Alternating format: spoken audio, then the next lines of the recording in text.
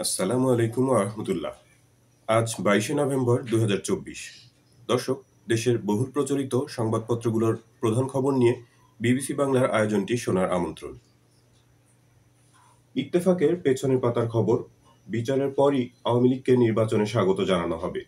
প্রতিবেদনে ড. মোহাম্মদ ইউনূস টাইম ম্যাগাজিনকে দেয়া দীর্ঘ এক সাক্ষাৎকারটি তুলে ধরা হয়েছে। ওই সাক্ষাৎকারে আওয়ামী লীগের নির্বাচনে ফেরা প্রসঙ্গে ড. ইউনূস বলেছেন, আওয়ামী লীগকে নির্বাচনে প্রতিদ্বন্দ্বিতা করার জন্য স্বাগত জানানো হবে। ইত্তেফাকের ওই সাক্ষাৎকারে তার বক্তব্য তুলে ধরা হয়েছে। তবে তার আগে জুলাই-আগস্টে ছাত্র আন্দোলনে হতাহতের ঘটনায় জড়িত আওয়ামী লীগ ও তাদের সহযোগীদের প্রত্যেকের বিচার নিশ্চিত করা হবে বলে তিনি জানান। তাদের জবাবদিহিতার আওতায় আনা হবে। বিচারে অপরাধী প্রমাণিত না হলে তারা নির্বাচনে অংশগ্রহণের অধিকার পাবে। শেখ হাসিনার ভারতে আশ্রয়ের বিষয়ে ৮৪ বছর বয়সী ড. ইউনূস টাইম ম্যাগাজিনকে বলেন, তিনি ভারতে আশ্রয় নিয়ে আবার কথাও বলছেন। এটা আমাদের জন্য অনেক সমস্যার কারণ হয়ে দাঁড়িয়েছে। তিনি ভারতে বসে সরকারের উপদেষ্টাদের বিরুদ্ধে অপপ্রচার চালিয়ে যাচ্ছেন। সহিংসতার জেরে শেখ হাসিনার বিরুদ্ধে দায়ের করা মামলার প্রেক্ষিতে তিনি শেখ হাসিনাকে বাংলাদেশে ফেরত চেয়েছেন। যদিও কেউ বিশ্বাস করে না যে ভারতের প্রধানমন্ত্রী নরেন্দ্র মোদী তাতে রাজি হবেন। বিদেশে আওয়ামী লীগের হাজার কোটি ডলার পাচারের অর্থ উদ্ধারে কাজ করবেন বলে টাইম ম্যাগাজিনকে জানিয়েছেন ড. ইউনূস। এছাড়া দেশকে পুনর্গঠিত করার অঙ্গীকার জানিয়ে তিনি বলেন, দেশে ৬ দফা সংস্কার প্রক্রিয়া চলছে, যেখানে নির্বাচনী ব্যবস্থা, পুলিশ প্রশাসন, বিচার ব্যবস্থা, দুর্নীতি দমন কমিশন, সরকারি প্রশাসন এবং জাতীয় সংবিধানকে কেন্দ্র করে কাজ করা হচ্ছে বলে তিনি জানান। মানবজমিনের প্রধান শিরোনাম, দৃশ্যপট পাল্টায় এভাবেই। প্রতিবেদনে বলা হচ্ছে, গেল অনেকগুলো বছর খালেদা জিয়ার জীবন বলতে ছিল কারাগার, বাসা, হাসপাতাল। এই ছকের বাইরে দীর্ঘদিন পর বৃহস্পতিবার রাষ্ট্রীয় মঞ্চে দেখা গেল তাকে।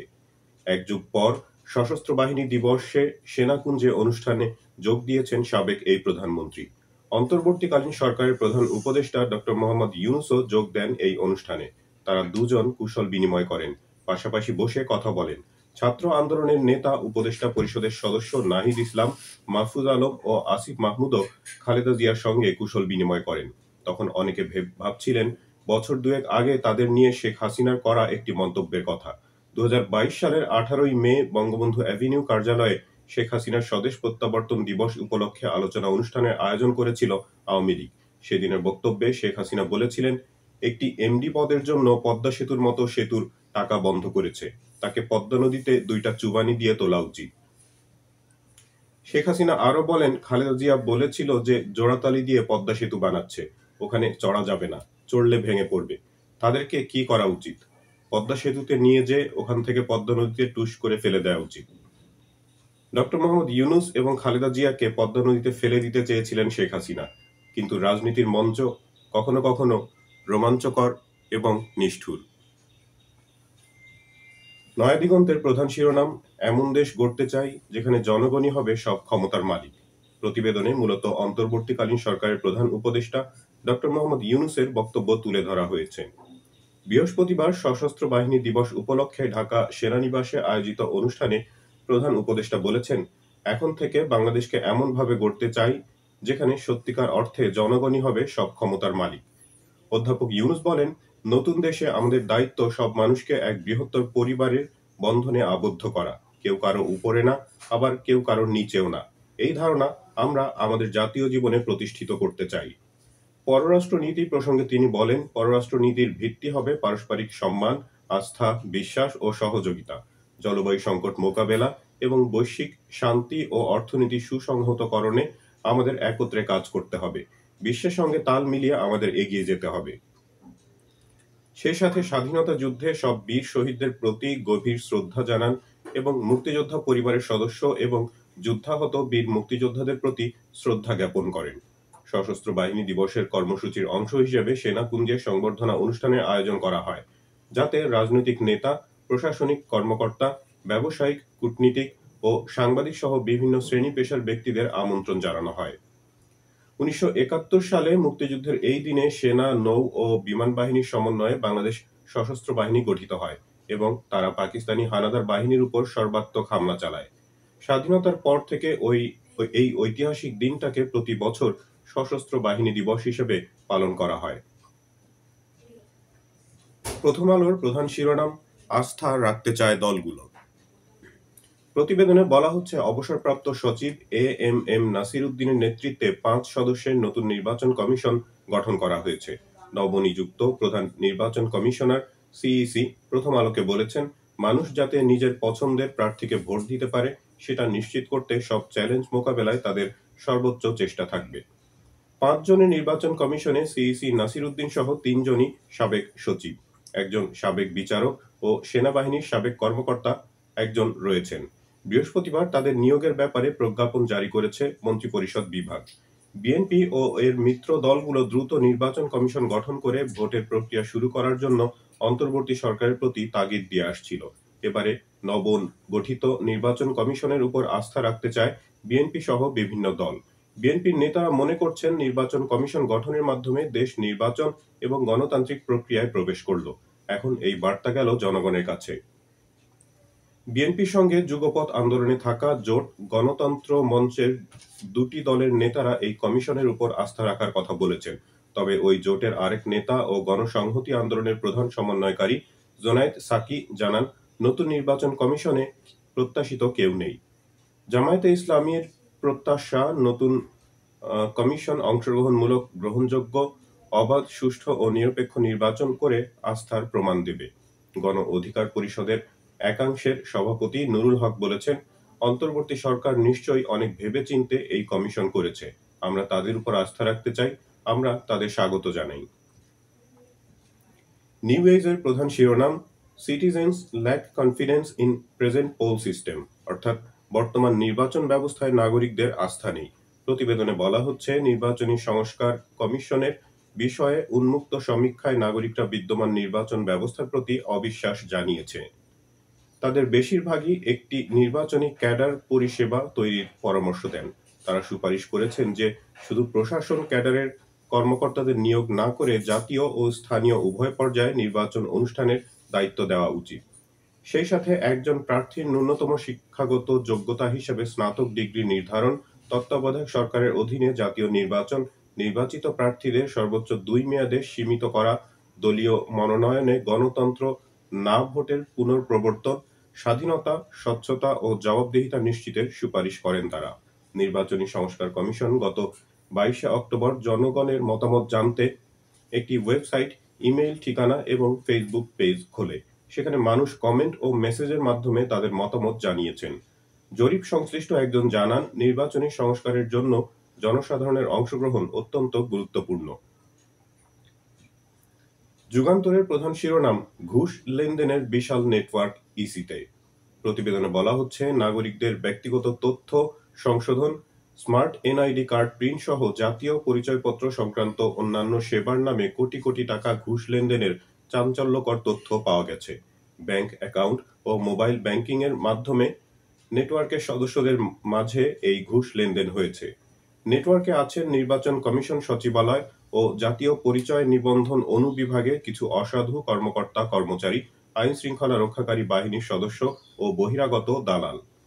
হাজার হাজার এনআইডির তথ্য সংশোধনের নেপথ্যে রয়েছে এই চক্রের সম্পৃক্ততা।